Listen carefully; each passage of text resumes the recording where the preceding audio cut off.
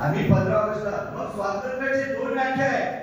15 August 1947 रोजी भारत हा 150 वर्ष ब्रिटिशांच्या मानसिक गुलामगिरीमध्ये होता आणि 150 वर्षाचं नंतर आम्हाला मुक्तता मिळाली, ते स्वातंत्र्य आहे. पण मुलांनो लक्षात घ्या, आज मी तुमच्यासाठी इथपर्यंत आलेलो आहे आणि तुमच्यासाठी येण्याचा उद्देश असा आहे की तुम्ही सर्व मुलं मुली भारताचे पुढील तुमच्या युवकांना तुमच्यावर भारताची पुढे दिशा आणि धुरा आहे. आमचा जो कार्यकाल आहे काही विद्यार्थ्यांनी पूर्ण माझ्याकडे लक्ष ठेवायचं. स्वातंत्र्याच्या 2 व्याख्या आहेत.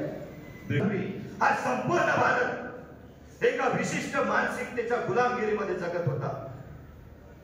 आज मुलं आणि मुली समवेत आहेत, जरी एका आदिवासी विभागाचे विद्यार्थी असतील, पण माझ्या विद्यार्थ्यांनी लक्षात घ्या 1950 पूर्वी या भारतातील प्रत्येक समाजातील स्त्री असेल त्या स्त्रीला शिक्षणाचा अधिकार हा मुळात नव्हता.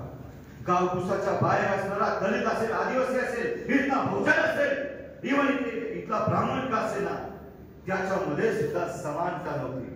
म्हणून भारतीय संविधानाची प्रमुख जर आम्हाला देण समजून घ्यायची असेल, आमचं भाग्य समजायचं असेल, तर आम्हाला मिळणारं शिक्षण अजून सोप्या भाषेत भारतीय संविधानाने